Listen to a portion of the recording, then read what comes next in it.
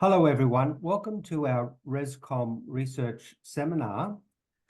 Today, our topic, the topic being presented to us is Olympic branding. Rob Gill, Associate Professor in Media and Communication at Swinburne University of Technology, will be presenting this to us about the branding. And so I won't talk too much about that. I'm just going to introduce Rob and he'll unpack that. So Associate Professor Gill has been an academic in public relations and advertising at Swinburne since 2007. Rob has completed his doctorate in 2006 on the theme employee engagement.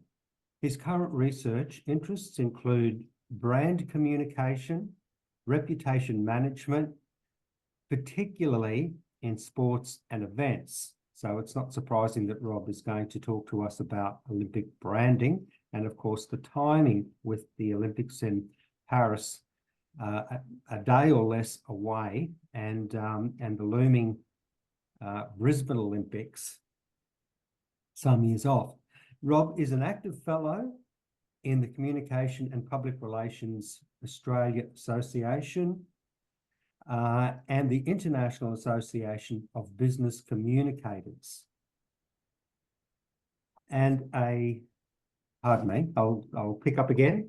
In 2017, Rob was awarded the national, what was PRIA then, Educator of the Year, and 3 times has been awarded a national citation from the Australian Awards for University Teaching, AAUT, known to many in the academic circles.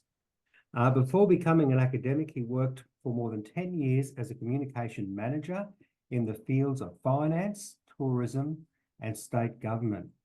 Prior to this, Rob spent 15 years teaching in Australia and internationally. So it's with great pleasure I hand you over to Associate Professor Robert Gill on Olympic branding today. Okay, thanks, Chris. And welcome everybody, particularly those that will be watching the recorded video. So I'm going to chat to you about Olympic branding. Chris, should I share my slides? Or yes, please. Slides come up? That's the best way. Yeah. So hopefully everybody can now see my slides. I will just put them on macro.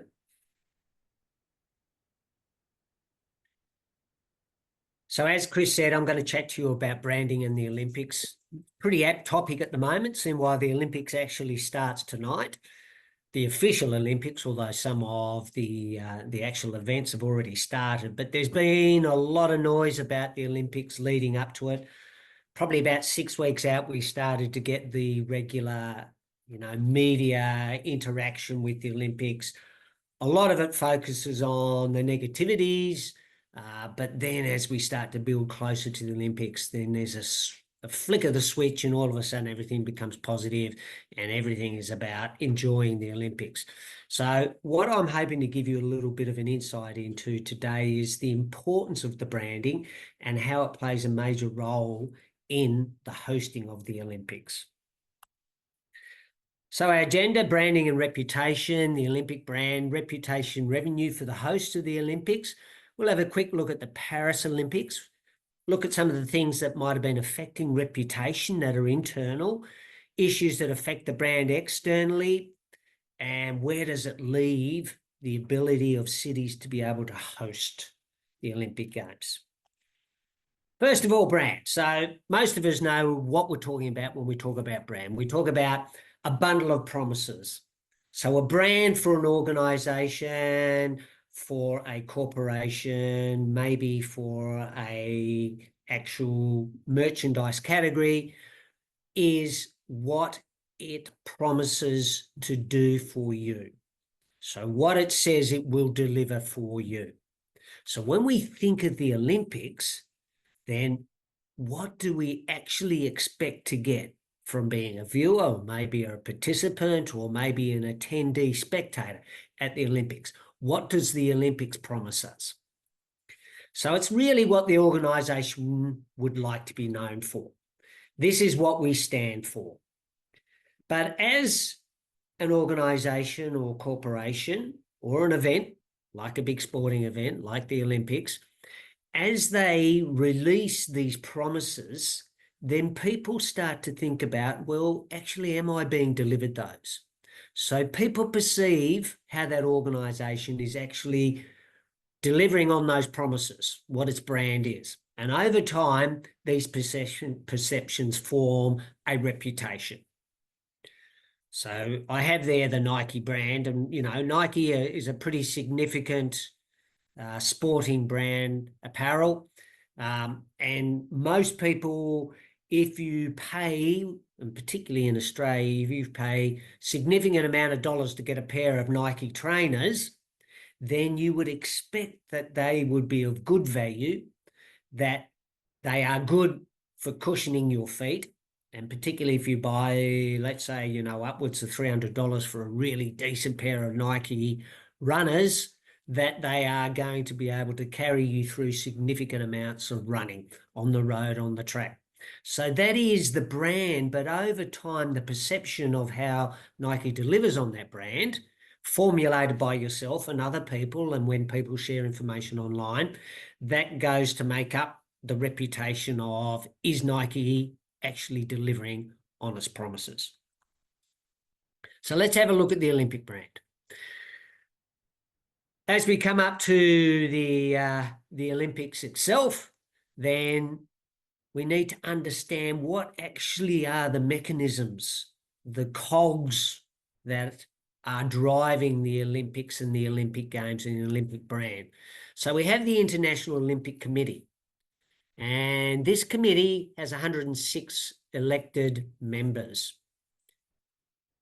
I just need to move my my visuals on the side so I can see the whole slide. There we go. So 106 elected members and another 41 honorary members. And these people are from UN recognized nations across the globe, and they get voted on to the IOC committee. Now, pretty typically, these people, they come from some sporting, either participation or administration background, or they have significant roles representing the country and the government.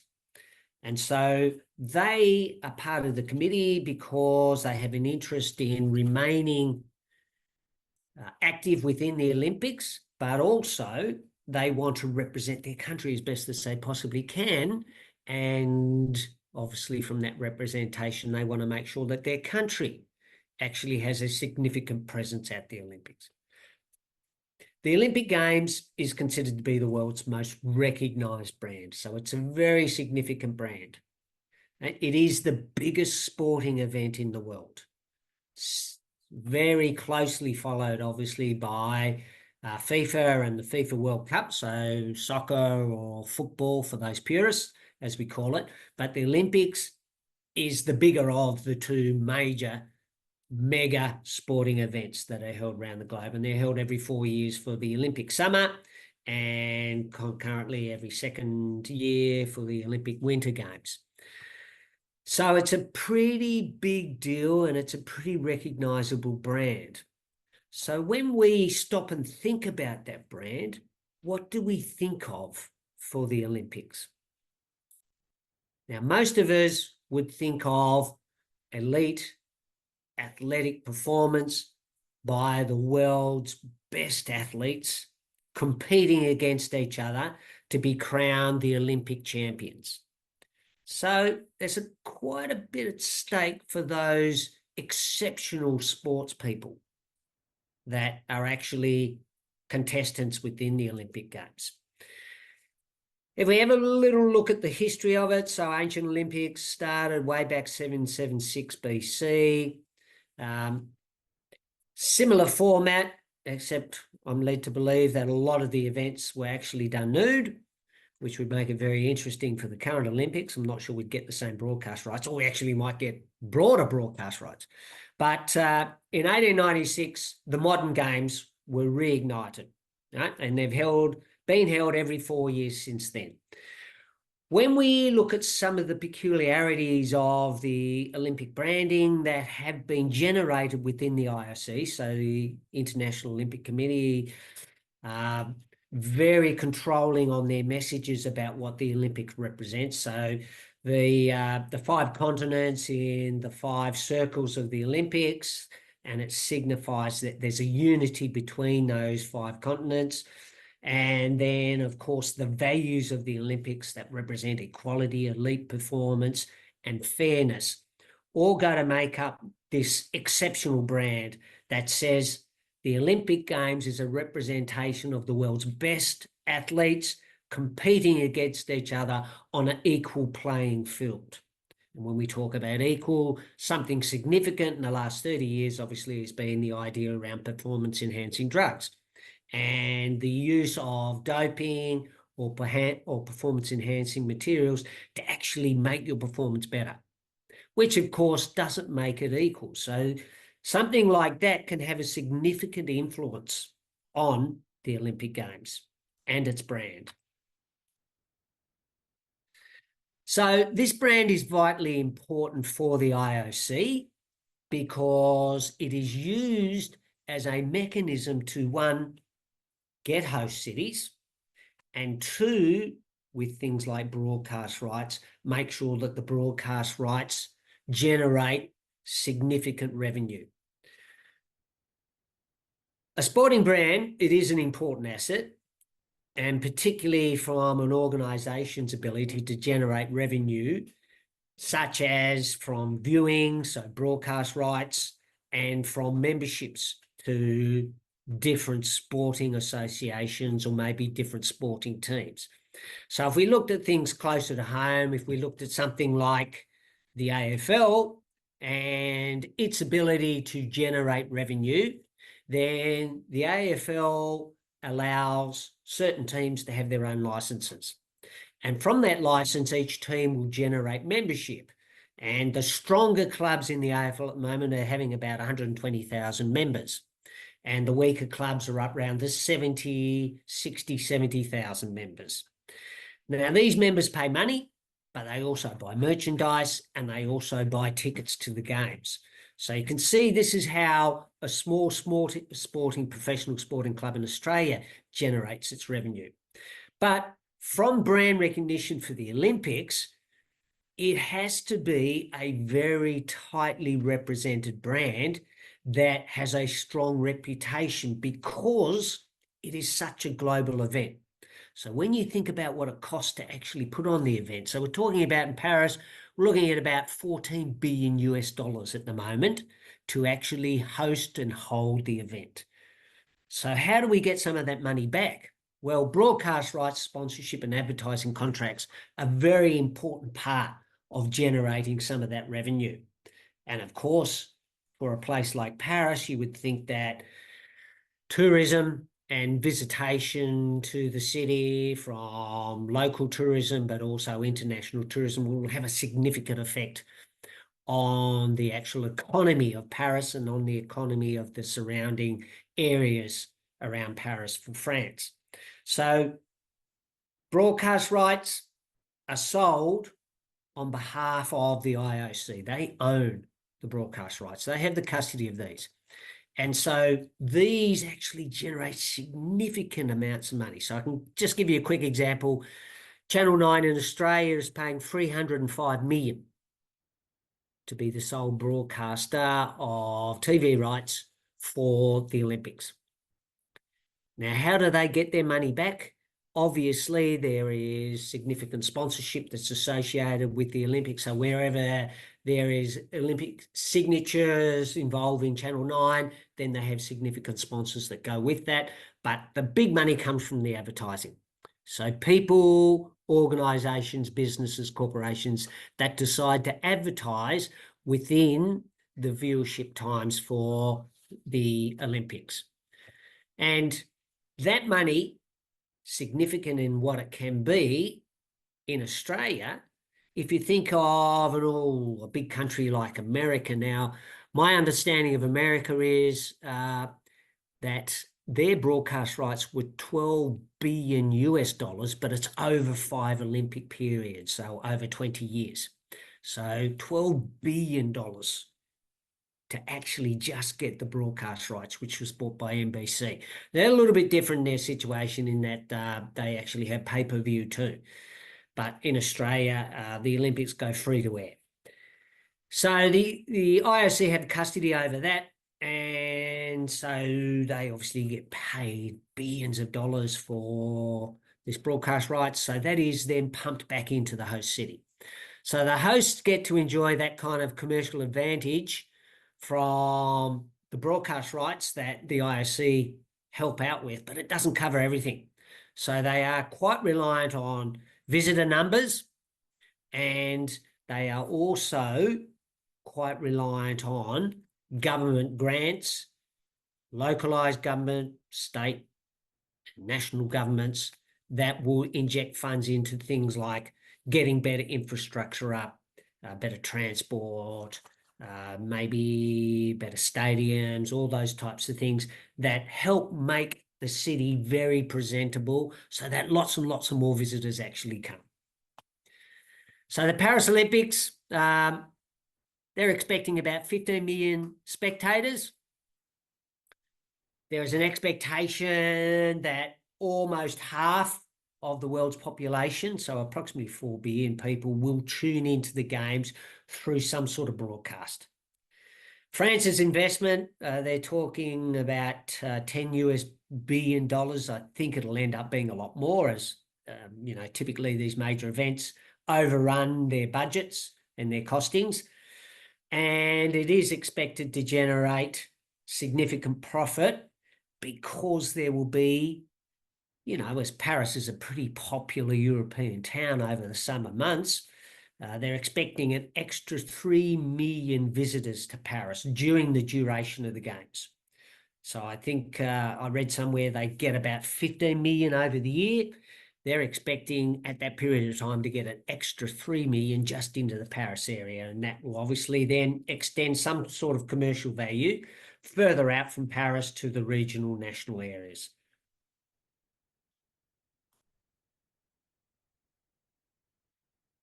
So the brand is important, and it's important that we protect the brand, but there are many negative influences on the brand that can end up here with the reputation for the Olympics being dented. And the IOC don't want the reputation to lose its strength. They want it to gain strength, obviously, because of that very important issue of raising revenue for the games.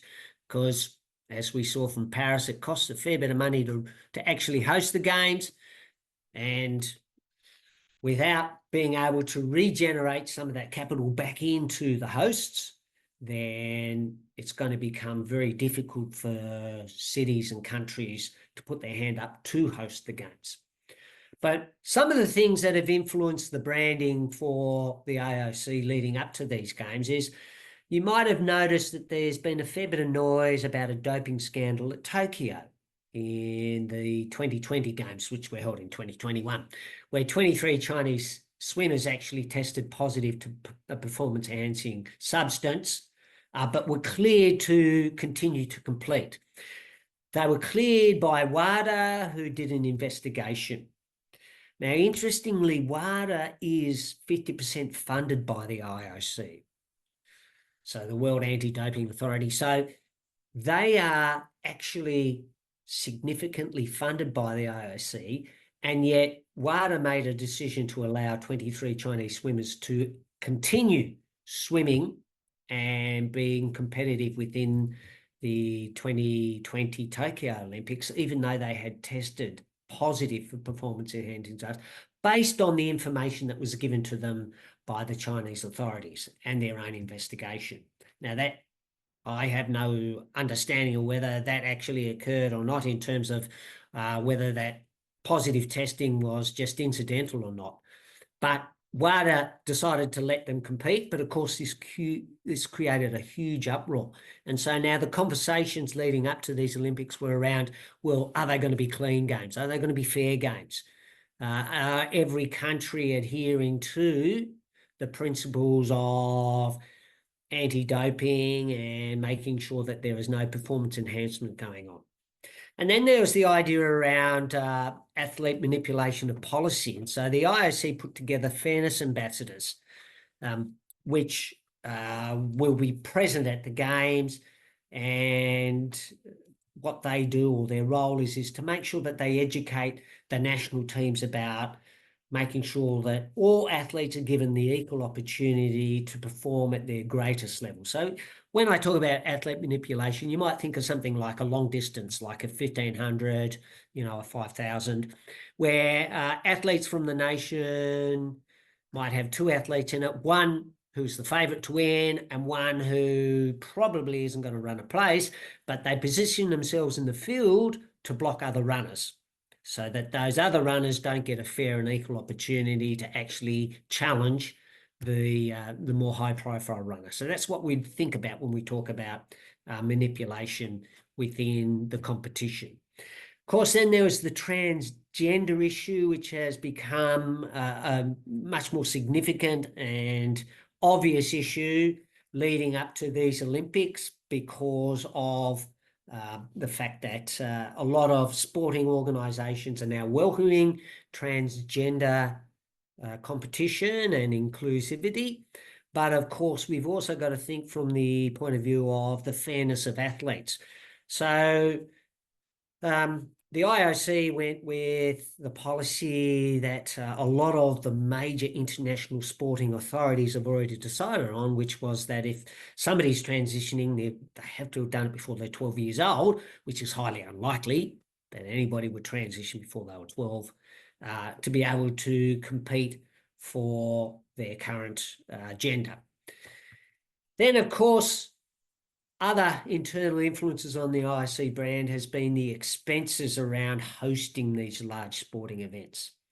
So we've probably heard of how Athens was crippled for many years in terms of its economy, and this coincided with the fact that they were hosts of the Olympic Games, and they did actually put together large stadiums that were built from scratch, that were stadiums for the types of sports that really don't hold a lot of interest in Greece or the surrounding, Mediterranean country areas.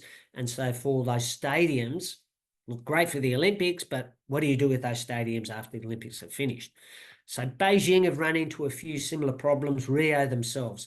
And then we can look a bit closer to home for the Commonwealth Games for, let's say, Victoria, where they're pulled out of hosting the Commonwealth Games because they realised that cost overblow was actually going to put Victoria as a state at a significant disadvantage for many, many years to come because of what it costs. Birmingham, the last Commonwealth Games held in Birmingham, have actually left the council bankrupt. And so the council have declared bankruptcy, mainly due to the money that they pumped into the city in order to get it ready to host the Commonwealth Games. And so these events are costing more and more, and the costs are going up. Something that's a good comparison is the FIFA World Cup in Qatar. $220 billion it costs to prepare Qatar and to host the FIFA World Cup. And so that's not quite the same as the 10 billion that Paris are putting forward, which will grow significantly by the time that the games are over. Another internal policy that has had an effect on the brand is there's been a lot of airplay about the Olympics and the sustainability that's part of the charter for the IOC now, and that Paris is going to be the Green Olympics. But when you think of Paris and temperatures and the humidity that's around in the middle of summer, and the fact that Europe has had some significant and actually well-beating hot periods over the last few years, then the Olympic Village had said, no, we're not going to install coolers, air conditioning. we will design a village that naturally cools itself. And some of the visiting athletes have said, well, we're not going to rely on the policy of natural cooling. We're going to bring our own coolers in and we're going to fire them up using electricity. So, of course, that's going to create a substantial consumption of electricity that will, again, affect the environment.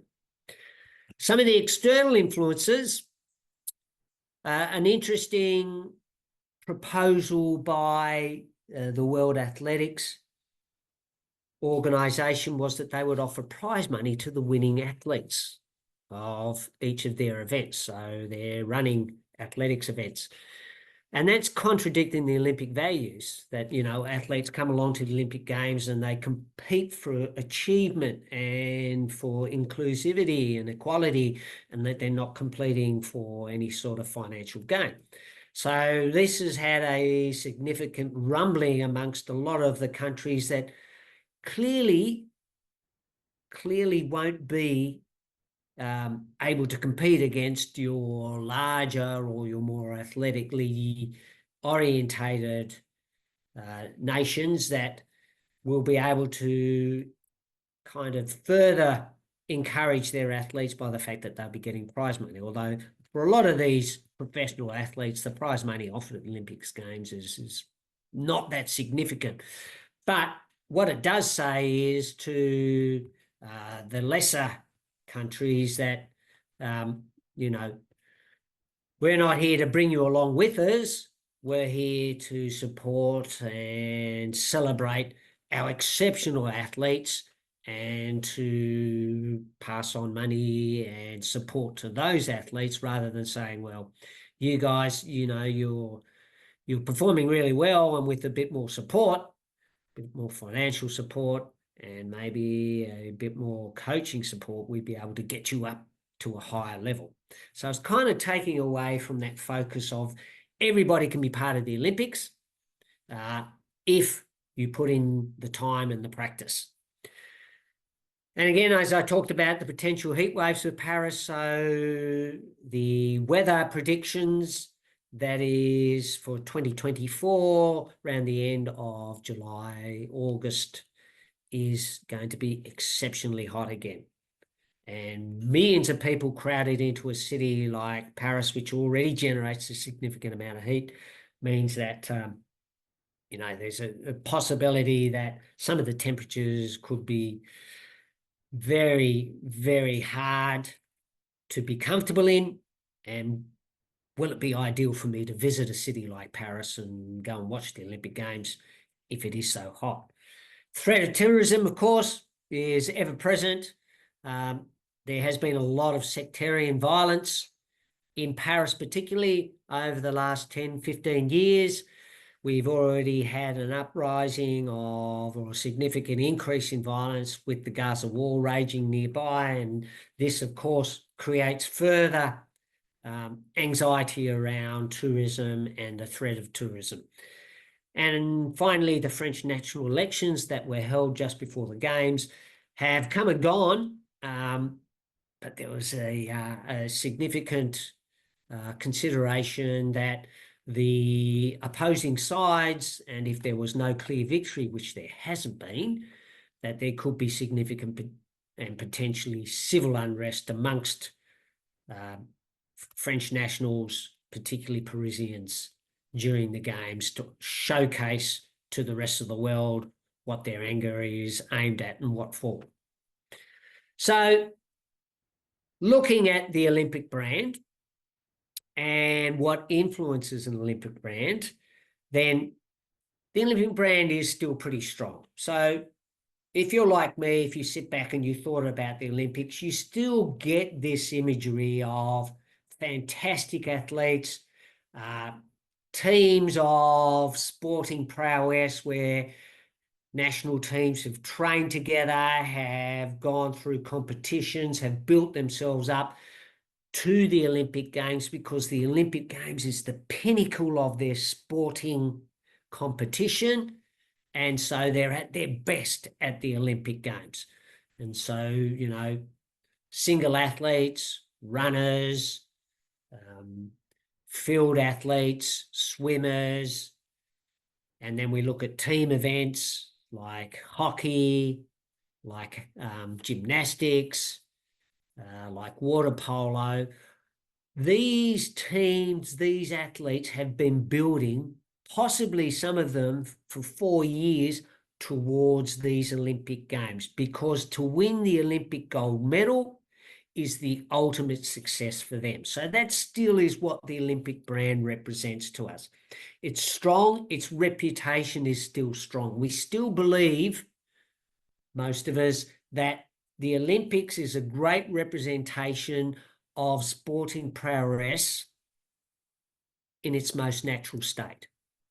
But of course, there are these things that have, over time, and particularly now that we have things like social media, where information can be leaked or information can be published, and that information may not be 100% true, may not have the scientific evidence, and may not have the research balance behind it to actually say that that information is absolute, means that there has been a bit of a chipping away from the reputation. And as I just demonstrated to you, there are quite significant things that can be internal that relate directly to the Olympics, and things that are external but have a relationship to the Olympics or a relationship to the host nation or the host city that can take away, that can decrease the strength of the reputation. But one of the most significant things that everybody seems to be talking about, and we will probably be talking about after the Games, when the true figures of how much it costs to host and how much it costs to actually put on the Games and how much it costs to attend the Games, is the price of the Games. And are we creating an environment where the price or the cost of hosting the Games will make it exceptionally exclusive? And what I mean by that is, we've only got to look at the last bidding process, where we had a number of European cities that were bidding. We had cities from North America that were bidding to host the Games that pulled out of the hosting because of the mere fact that it just was going to cost them too much. They could see, after doing the economics, that this was not going to be ideal for them and their current city at that stage. And of course, we've got to factor into that too, the idea around COVID, and how COVID had a significant effect on a lot of the economies of many nations. But there are a lot of people now that would be sitting back in particular countries, and when their country says, well, we might put a bid in to host the Olympic Games, and they'll say, well, can we afford that? Shouldn't our money be going towards our healthcare, our education, rather than hosting a mega sporting event? We might end up with a situation where the Olympic Games is only realistically available to hosts that are currently in a very strong financial position. Okay, so that's my information and my take on the Olympic brand and the IOC and the idea around hosting such a mega sporting event. Well, thank you very much, Rob. That was a very insightful presentation, giving us the nuts and bolts, and the complexity boggles the mind a little. We live in complicated times, it seems. I don't know where to start. There's nothing in the chat at the moment, but we might get something shortly. But I want to just get some thoughts on and you have been covering this, and your concluding remarks indeed about the costs associated. And so the Melbourne Victoria Commonwealth Games, recently cancelled. It's in recent memory. What kind of knock-on effects that has, which I think you've covered, but I wonder what anything to add about the extent of the knock-on effects, Rob.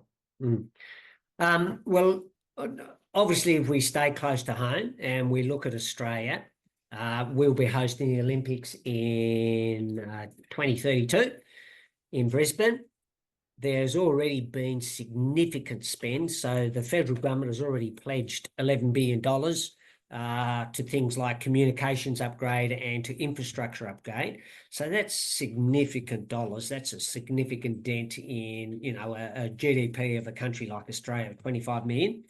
But if we go back to Victoria and the regional Victorian Commonwealth Games that were going to take place in 2026, there has not been found a suitable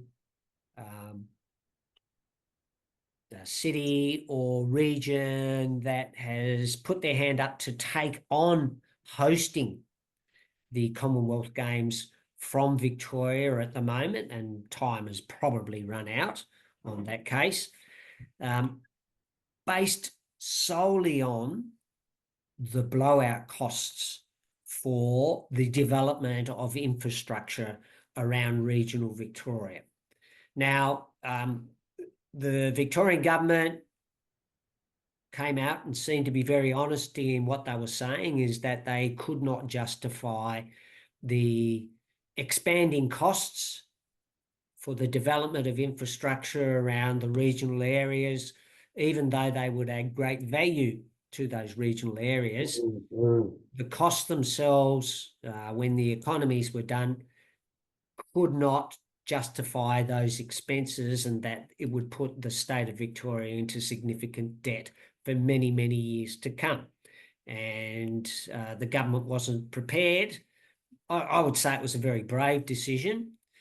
They were not prepared to continue spending this money, even though there had already been significant spend to this stage, to continue spending money that would end up making the state itself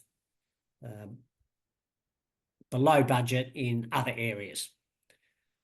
And my thought process on this, and this is my personal opinion, I mean, we would need to do significant research and get some really strong data for over the last 30 years, and probably more significantly for Paris and for the LA Games and the Brisbane Games, to say that in the future, the possibility of smaller countries, smaller nations like Australia that have, smaller economies, being able to host the Olympic Games might be just out of reach because of the expanding costs, but also the expectations. So every city wants to outdo its previous Olympics, so to speak. We want to put on a better, bigger show than what happened last time. And that all comes obviously with a cost. That's interesting. And actually, a thought bubble here in a way, but the Sains River has never been cleaned until now. I mean, the lasting legacy, positive legacy effects can be a great thing, but I mean, costs are not a sort of limitless thing. Do you? You might kick this out as an unfair question, so do if that's the case. But do you think that organised or states need to be a bit more careful? Did they in Victoria, perhaps, in hindsight, not investigate the likely cost, or perhaps the increase in the cost of living all over the world, materials and supplies that can't really be predicted. So I guess it's a bit of a double barrel. Like, did they do their research, and is there a lesson to be learned? And you can only like this, the cost of materials is something that would have been hard to predict. The steep rise in everything, in the cost of everything. Look, I'm not privy to those figures, Sure. or to obviously the thought processes within the Victorian government. Yeah. Clearly, COVID had an influence. I mean, COVID cost most economies significant amounts of dollars. So, I mean, Victoria was on the cusp of, they'd already been awarded the games. They started their progress towards preparing for the Commonwealth Games on the cusp of the beginning of COVID. Clearly, works had to stop. And then there was a fallback time of being 2 years behind on progress towards completing preparations, and with that comes extra costs. And as you said, the significant increases in materials, building materials around the globe because of the effects of COVID and how it shut down many economies for 12 months, 18 months around the globe. So I would say that had a significant influence on the Victorian situation. But even when you look at, I think they said that, I might have the wrong figure here, but I think they said that it cost Tokyo $12 billion to delay the Olympics by a year. So instead of holding them in 2020, they held them in 2021. And of course, they didn't have the visitation, the tourism that comes with expectations of hosting a particular Olympic Games. So they hosted the Games to put on the Games in their pure sense, rather than using it as an event, as a tourism destination to bring people back into Japan. So that would have had a significant effect on their economy. And maybe Victoria looked at that and said, well, that's a good example of how much overspend you've got to do, how much beyond the budget you've got to go, and we're not prepared to do that. And it really plays into one of your main big scale, speculation conclusions that countries that haven't got very big economies might be priced out. It just doesn't look terribly positive on that front.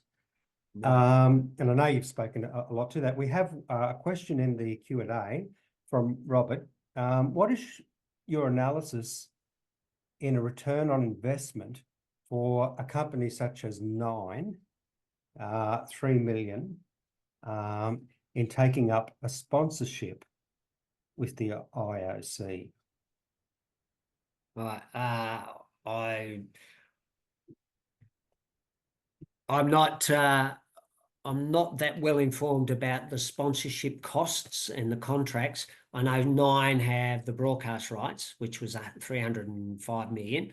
I know that they are already saying that they have recouped 120 million through already advertising contracts and sponsorship. So I wasn't aware that they've taken out a sponsorship themselves. But they're saying that's a good result. So they're saying at the moment they believe they'll break even with their broadcast. And I would imagine that, like a host city, a host broadcaster for the home nation, for the nations for which they represent, would be looking at ongoing knock-on, ongoing effects of bringing viewers back to Channel 9, increasing viewership, people watching Channel 9 News, and a current affairs shows that are linked to the Olympics that have the best coverage because they have access to all the Channel 9 video footage, that would then say that might bring viewers back, that in 2, 3, 4 years' time will have a significant impact on their ability to get advertising revenue over those years. So that's probably the best I can answer that. No, that's limited knowledge. It seems to, and you did cover this in the presentation too, Rob, that it appears as though that broadcast side of it, doesn't loom large as a challenge It's the infrastructure and the cost of materials and having large enough economies for that seems to be the economic challenge in the equation of the Olympics. I think Leah's got a question. Yeah, thank you. Yes, thank you, Chris. So I obviously quite like your presentation that give very specific figures or dimension to measure the tangible impacts by hosting the Olympic Games. Especially, there's one thing mentioned about if Australia is relatively a small size of population, small country, so as a result, the benefits of hosting such a big game will not be quite similar to those big countries like China to host the Olympic game. So that means the measurement, it could be varied. And when I did my research about Olympic Games, so lots of countries that has already host or still big for organizing Olympic Games, they look at it as not just a economic, like instrumental tools to grow benefits. And then so in lots of empirical data actually has shown that the economic gains is actually less than what they put in to invest in the game itself. So some of the countries try to use hosting this game as a way to political like governance. So for China, as the example, the game is definitely used as a kind of soft power tool for external focus to go the external international influence. But at the same time, internally, it also helped to build nationalism to make people bring together. So this has become a kind of thing that I've been thinking in the Australian context. Obviously, Sydney and I think Melbourne or some other cities in Australia previously has host Olympic Games. So in what extent, how Olympic Games is viewed by Australian, like the government or the communities, that does it serve the dual purposes that has been talked about in the Olympic game literature, like not just economical side, but also political side, external soft power influence, but also internal nationalism. So that's something that I like to have Rob's input. Yeah, and I think you raised very significant points there too, Leah. And I know you've written a paper on the Beijing Olympics, which I read and I got some of my information from. So thank you for that. But yeah, as I said, I think I mentioned this in the presentation that only one out of the last 32 years, only one Olympics has actually been run at a profit.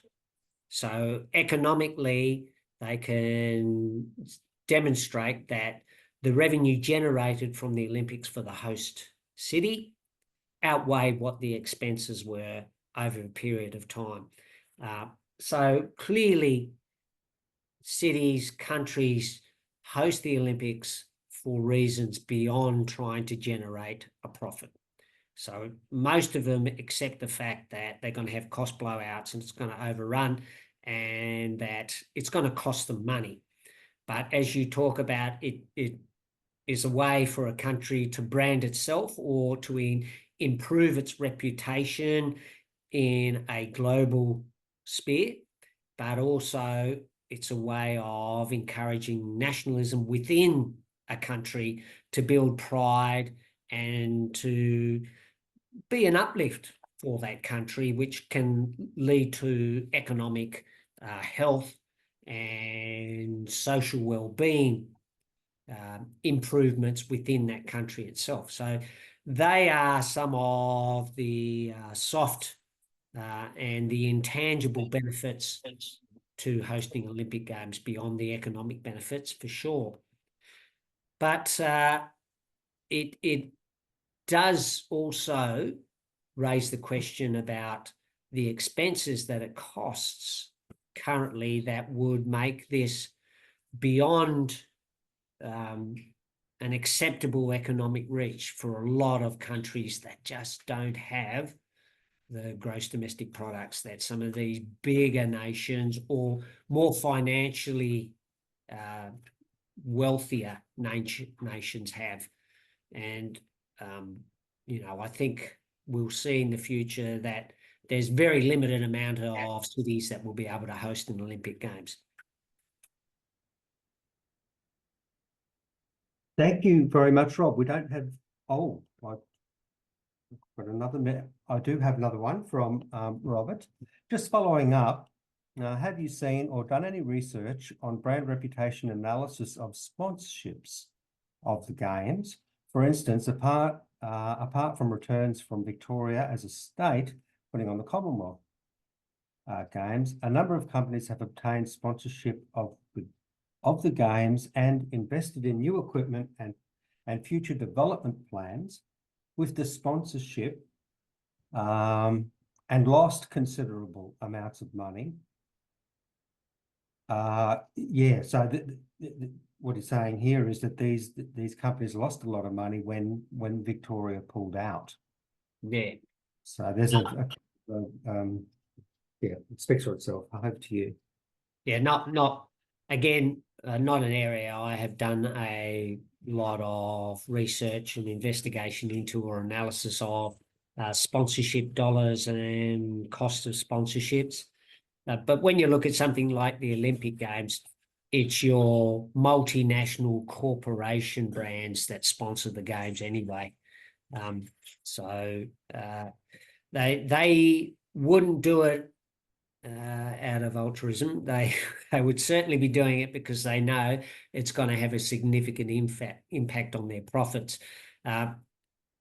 Referring to the Commonwealth Games, yeah, it's an unfortunate and added negative side effect to the cancellation of the Games is that there would have been a lot of smaller businesses, operations that were building or sponsoring Commonwealth Games that all of a sudden lost their money because of the cancellation. Thank you, Rob, and thanks to Robert for that question and the previous as well. We really appreciate it. And that's a particularly interesting question, I think. But we are out of time. Thank you, Rob, for an insightful presentation, very timely. Next Rescom, I will be presenting as it happens to be, and I'm looking at bringing in to a public relations course, career education material or curriculum from career educators and practitioners. And so this has been trialled in a course. I can say it was a hit with the students, and it did involve interviews with employers as well. But anyway, that's just a small taste of what's coming up in the next Rescom, and that will be publicised on our site in a few days' time. So thank you, Rob. Thank you, everyone.